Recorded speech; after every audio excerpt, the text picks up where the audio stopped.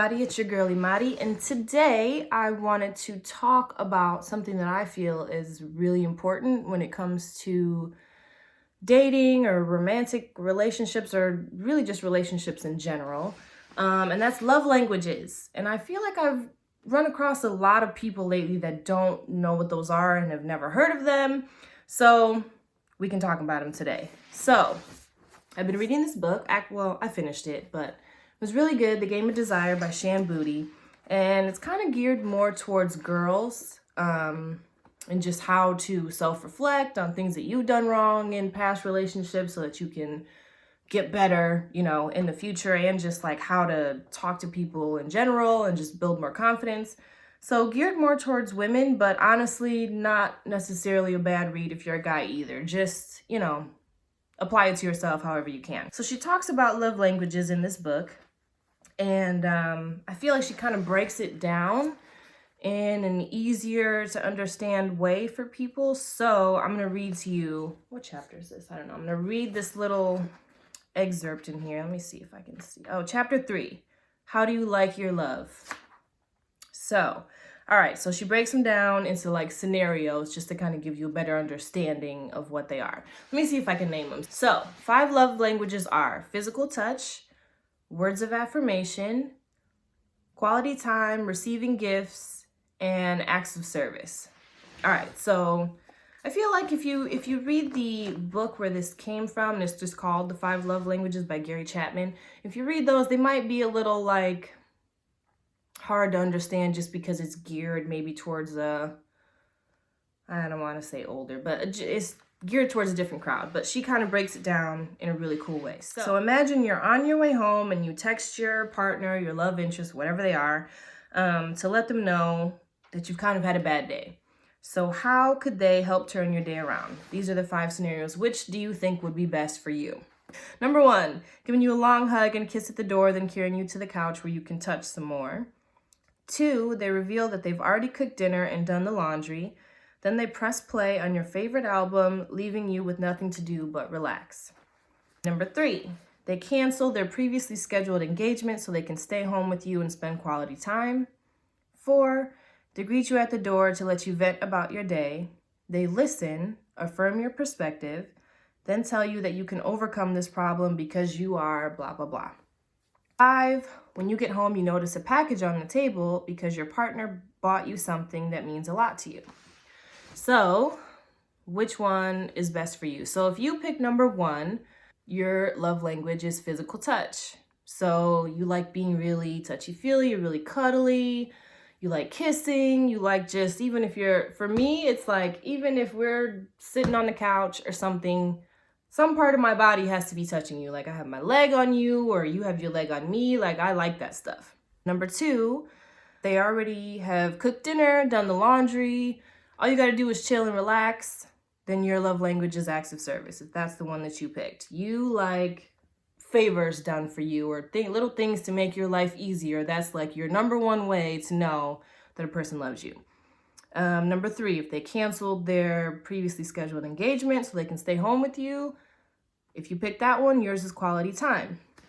So this one was kind of funny. She said, when Chris Rock said women need food, water, and compliments, you laughed a little louder than everyone else. So if you like when your man is telling you like, oh, you look good today, your hair is cute, your makeup's bomb, or whatever. If you're a guy and you like your girl to tell you like your hair, even though you get the same haircut every week, your haircut's bomb or your sweatpants are nice today, whatever it is, if that's your thing, then words of affirmation is for you. Number 5, if you picked when you get home and you notice a package on the table because they bought you something that means a lot to you, then gifts are your love language. So if I had to put these in order for myself, physical touch would be number 1 for me for sure. And when I first started dating, like way back, like my first boyfriend when I was really young, I was really touchy-feely. Like I always wanted to be holding his arm, or I always wanted to be cuddled up next to him, and he was not like that at all. And it could have just been because he didn't like me as much as I liked him. That's certainly possible. But after that relationship, I remember thinking like, okay, this is just how guys are. Like, I just need to understand. Guys don't really like being all cuddled up like that. But then as I got older, I realized, like, no, that's just how it was between me and him. And again, it could have just been he didn't like me that much. But just because he was not super touchy-feely does not mean that all guys are like that, for one. And it doesn't mean that there's anything wrong with me that I need to scale back. I just need to find someone that, you know, even if that's not necessarily your love language, but you still enjoy doing that. And you understand that that's something that I need. So you would be willing to work on that and give me that thing. So physical touch is first for me. Quality time is probably next. Like, I need to see you a decent amount. I need to hang out with you. There was another relationship that I was in where I could just tell he just wasn't in it anymore. You know, his attention was on someone else or something else or whatever it was. But I kept telling him, like, bro, we don't see each other. We don't hang out. Like, and anytime we do hang out, it's got to be with a group of people. It can never just be just us. And that was the beginning of the end for us. It's different for everyone. But to me, if we're not spending time with one another, then what are we doing? I think maybe words of affirmation would be next for me, like compliments.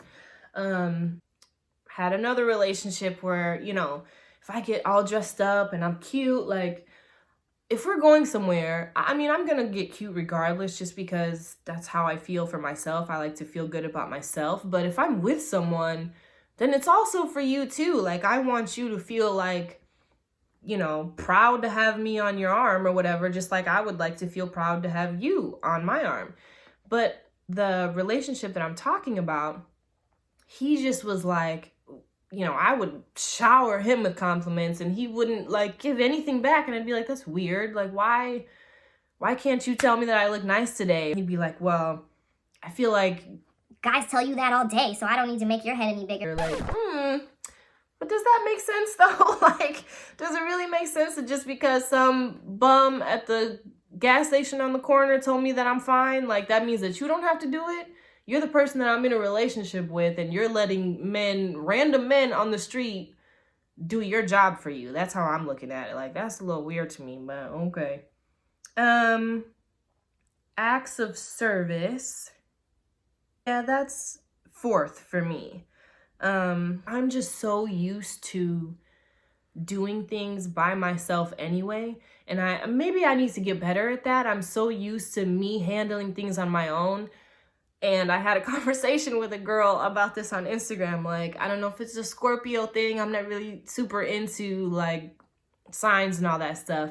But I struggle with asking people for help. Like, I don't like feeling like I can't do something myself. And I don't like you knowing that I can't do it for myself. I would just rather figure out how to do it myself. And it's not really a good thing. But because of that, acts of service is like number 4 for me, I think, for sure. Number 5 is gifts. I'm not crazy. I'm not to say that I don't like gifts ever. I like gifts.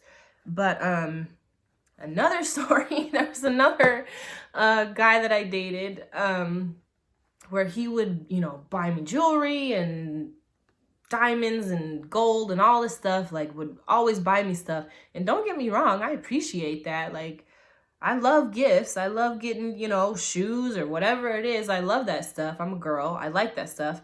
But if you think that because you bought me a necklace yesterday that I'm going to ignore the fact that you're being a jerk today, that's not the case. Like, he would always be like, anytime that we argued about something or I brought up something that he did that I didn't like, he would be like, I just don't understand what you're like, I just bought you all this stuff and you're still complaining. Like, bro, because you're still being a jerk. It doesn't matter. You can take all this back now. I do not care. You buying me jewelry is not going to replace the fact that I like to cuddle.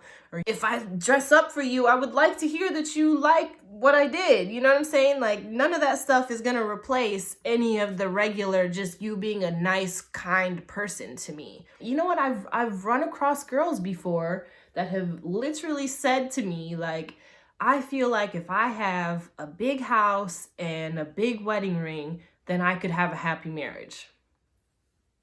That's a little weird to me. Those things don't do that for me. But there are girls in the world that gifts is their number one. Like, if you buy me stuff, I'm happy. I'm straight. I'm not going to worry about it. Or even something as simple as like, you just making sure that the rent is paid and the lights are on. Like, there's girls where that's all that they need and they're happy. And, you know, maybe that has something to do with like an inconsistency in that when they were growing up. Like there was a struggle as far as that financially. So that's all that they need to feel like you love them, is making sure that they're, you know, the basics of life are taken care of. And that makes sense for that girl. But if you're going to be with someone like me, I need to hold your hand. I need to, even if we're out to eat, like I want to sit on the same side of the booth and I want to put my legs on you and I want to be touching you all the time. Like if I really like a person, it's good. It's hard for me to not want to be up on you all the time. And you buying me a necklace is not going to replace you giving me a hug in the morning. That's just me.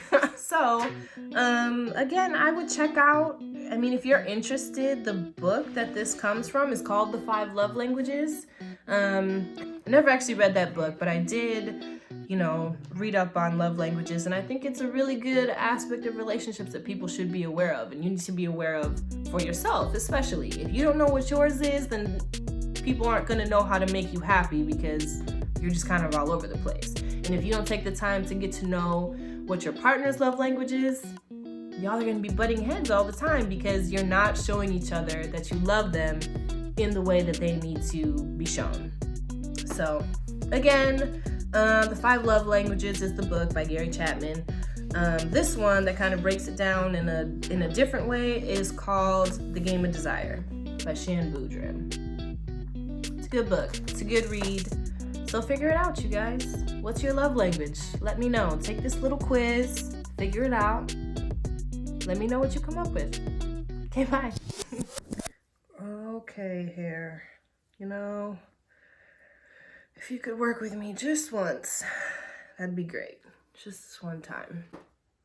Oh my goodness. I just can't talk today. I don't know. Today's just not the day, obviously. So if you read this book,